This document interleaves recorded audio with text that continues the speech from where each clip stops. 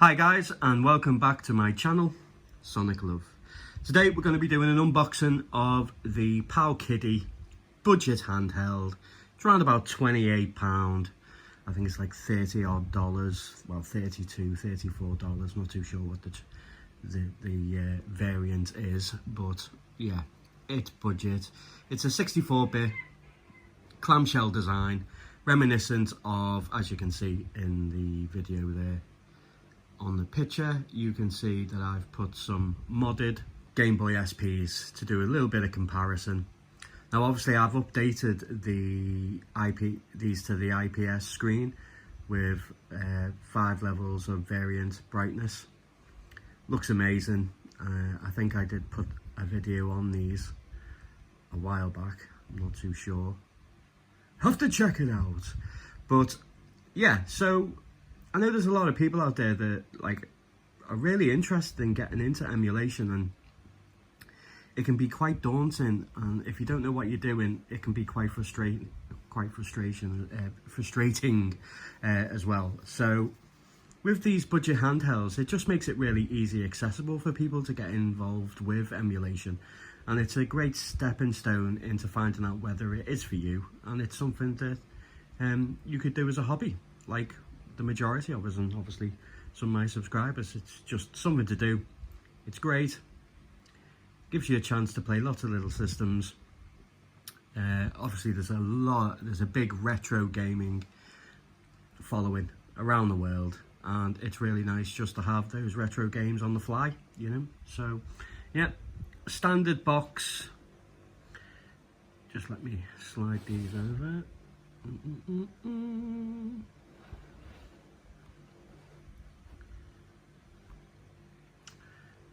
So nothing exciting, it's just a really simple box with a shitty design on the front with really bad Photoshop imagery. 64-bit OS, supports arcade, plus Game Boy, Famicom, Super Famicom, Sega Genesis, and obviously a lot more. Now there is a firmware update. I will do another video on that. I don't think I'll show you step-by-step guide. I think it's pretty self-explanatory and easy, and there's plenty of other tutorials out there on the web. It comes with 3 different colours: yellow, red and black. It's more orange than red, but that's what I went for. It comes with the console, USB and user manual, which is pretty shitty. Okay, so let's get into this. So if we lift up the box,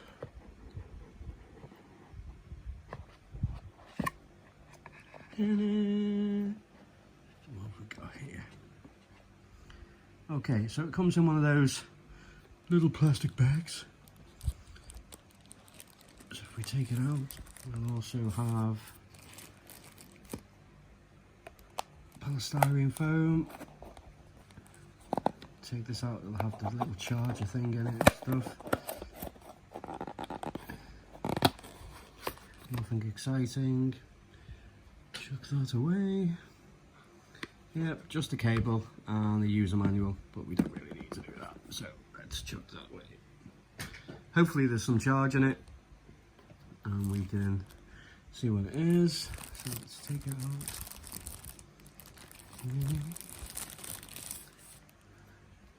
Yeah, it's definitely more orange than red. I knew it was. Okay, so we have the USB type C. Obviously that is what it charges with. We're having the standard headphone jack. I take it this will be neither the volume or the brightness rocker, but I reckon it's volume.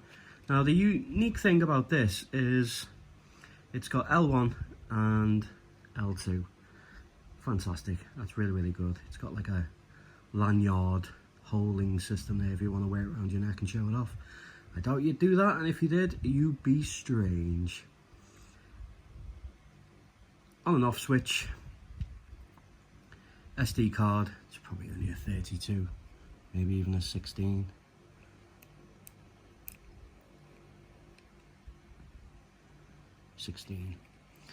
Obviously you can get, I think it'll only go up to 128 Maybe I'll have to ask them.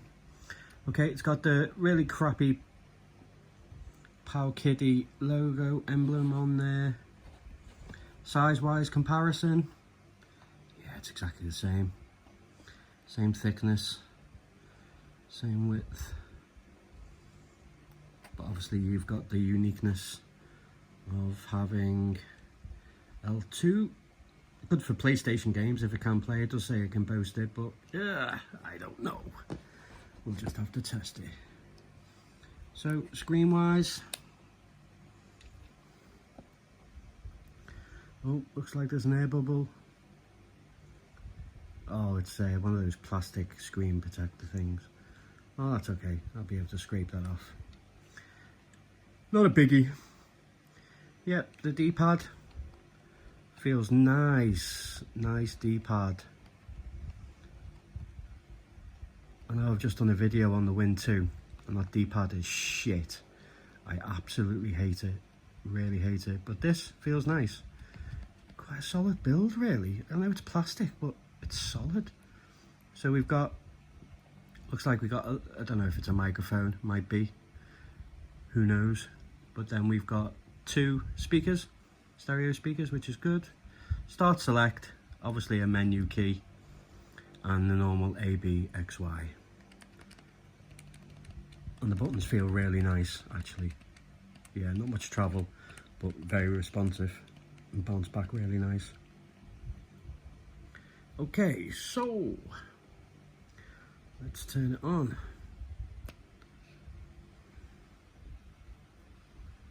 We'll get the normal shitty firmware. Okay, so it looks like it's got MAME for all, Neo Geo, CPS 3. I doubt that, but we'll test it. Arcade, PlayStation, Neo Geo Pocket, Wonder Swan, PC Engine, Mega Drive, Master System, Game Gear, Super Famicom or SNES, Game Boy, Game Boy Color, Game Boy Advance, NES, stroke Famicom. Okay, so as you can see, that's quite a lot, and yeah, the screen is really nice actually. So it's boasting a 3-inch IPS screen, and I don't know if it's coming across well on the video, but it is really crisp and bright. What's the viewing angles like? Oh yeah, it's a really nice display. I can make out everything. I don't know if it's coming across on the video like that, but that's a really nice display.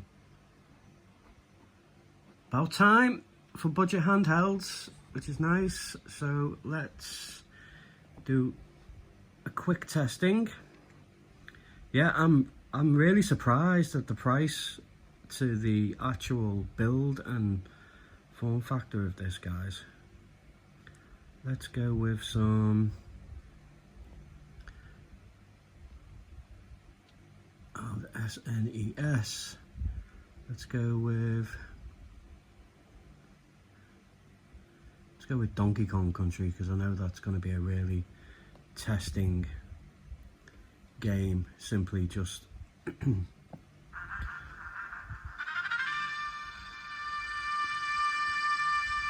sound isn't bad.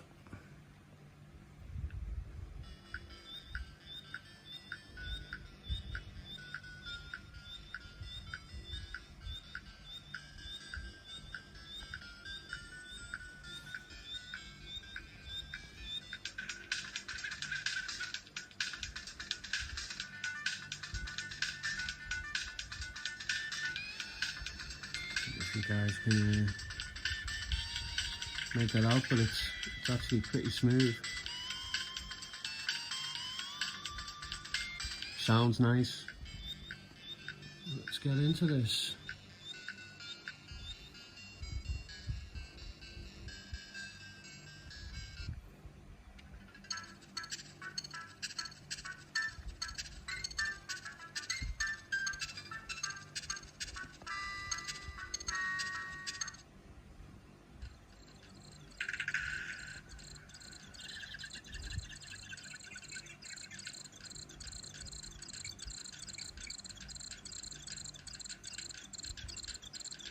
Yeah, it's running perfectly fine, quite smooth.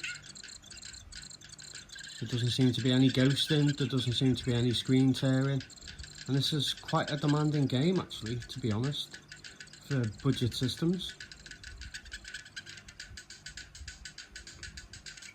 I am very pleasantly surprised.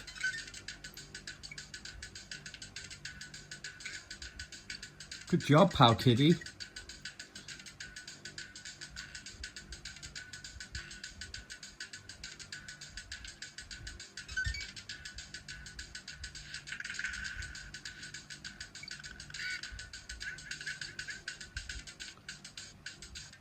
Sounds tinny, but what do you expect for £30? But yeah, I hope it's coming across well, but it's running really well. I'm very surprised.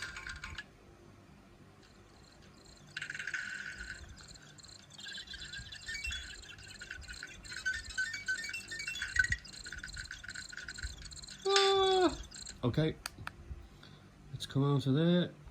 So you got your usual save states, add frame skip and stuff, but there's no really need, it's running perfectly fine.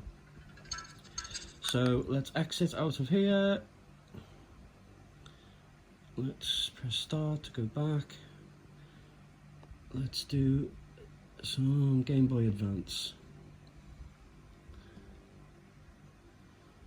Let's go with Mario Kart.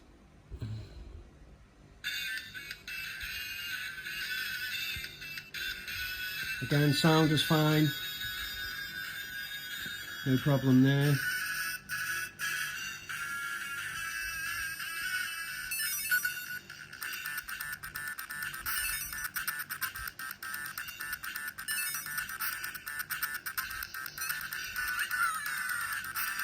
I know it may come across as a bit washed out with the screen, but the colours are all there, vibrant, really nice display.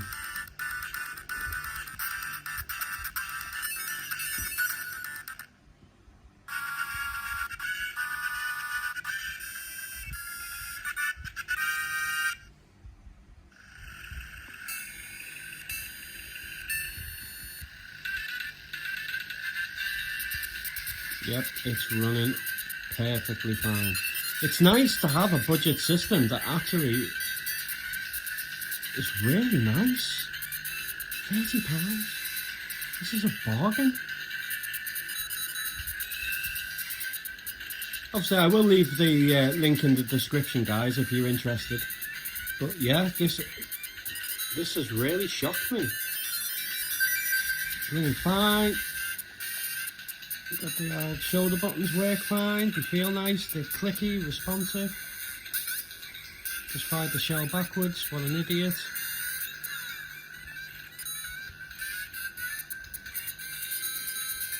And it's running so smooth. Wow, I'm impressed. Very, very, very, very impressed. Okay, let's exit out of there. I'll tell you what, guys, there might not be any need to upgrade the firmware if it's running as good as this, but let's get into a few harder to run emulation, which is PlayStation.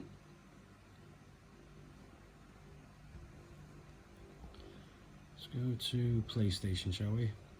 Master System, I don't think you're going to have any problem. Mega Drive, I don't think you're going to have any problem, but I will test it because sometimes with these cheaper devices, you know, but normally it's predominantly SNES that gives hassle, but that was fine and that ran really, really well. So I do envisage everything else to be just equally as good. But let's do PS1. What do we get on there? Capcom versus SNK. Night of Terror, never heard of it. Take Risk, Rockman, obviously. Resident Evil 1, 2 and 3. Okay, so I think we should test Resident Evil 3. I think that will be a really good benchmark to see just how well this performs, if it performs at all. I've got a funny feeling it'll crash or won't load. but we'll see.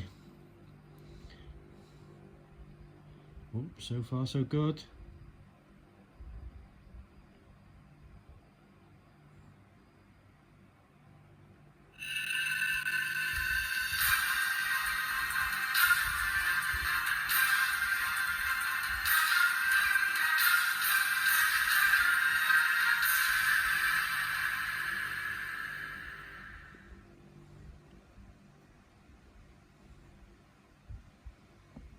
In Chinese. Let's hope I do the right settings.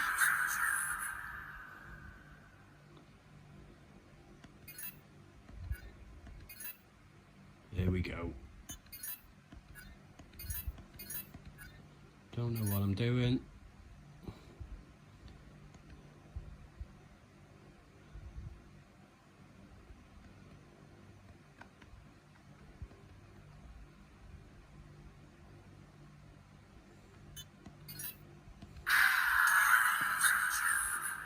I've probably just put it on hard mode, so I'm going to get my ass kicked right away.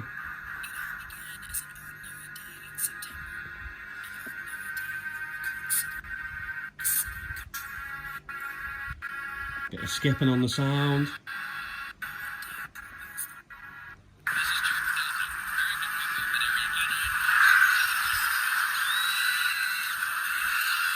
But it looks nice, guys. It really does. Let's get to the game, come on.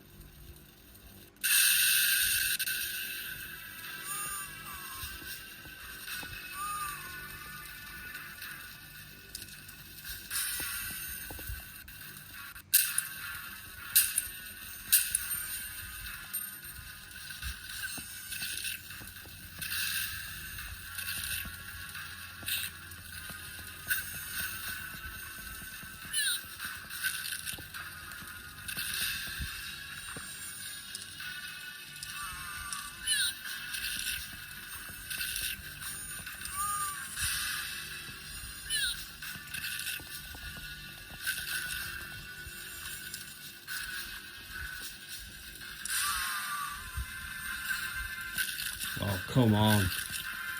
Fuck's sake.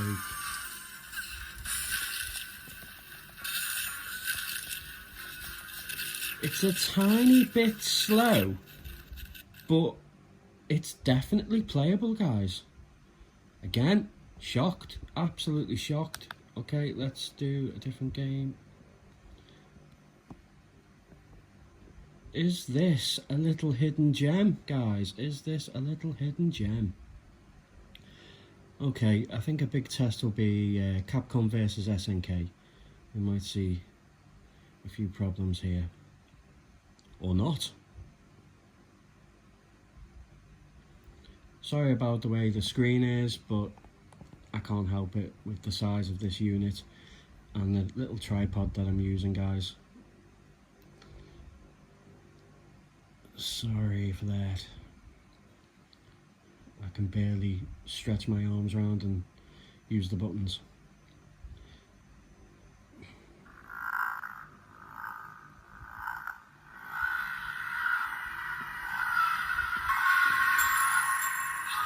We'll have to invest in something better so I can have like an overhead and not wrap my arms around it and stuff.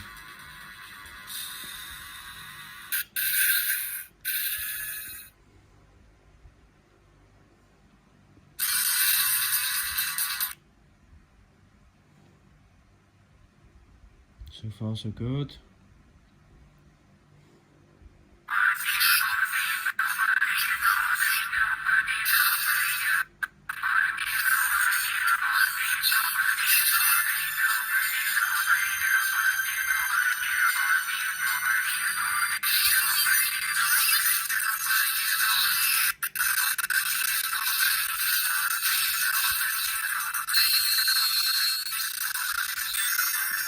Bit of slow down there, and the sound is, I wouldn't say choppy, but it's a bit scatty.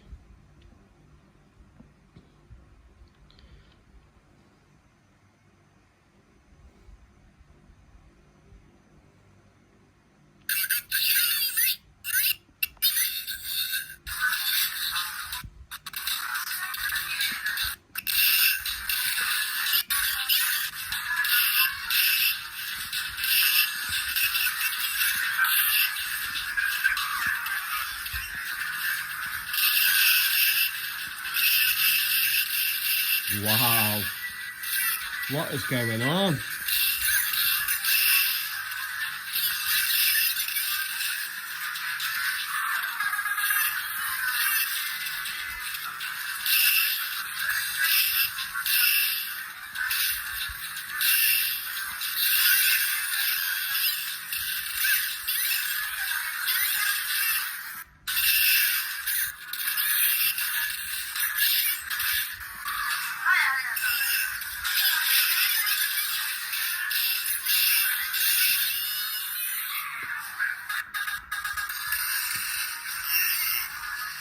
Well, I'm very surprised again. I can't believe that it's actually playing PS1 really well.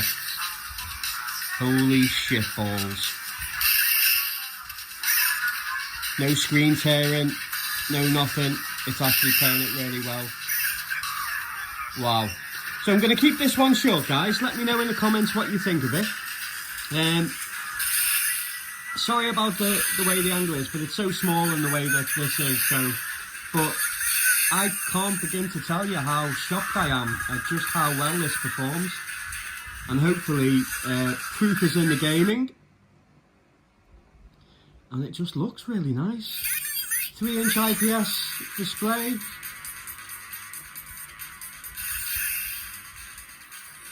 The volume can go quite low, which is good, especially at night time.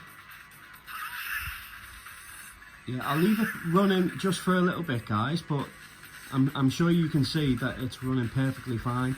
The screen looks absolutely incredible. I am very impressed. £30. What I'll do, guys, let me know in the comments if you want me to do further testing on like arcade, main for all, Mega Drive and so forth. If you want me to go through with other videos just of gameplay testing, then just let me know. But yeah, I am giving this the thumbs up, and I'm also saying that if you want something for a budget handheld, getting into emulation, wow, yeah, this might be a very affordable option. Thanks for all the likes, guys. Thanks for all the comments. Thanks for all the love shown. If you liked the video, please subscribe, hit the like, and as always, guys, take care.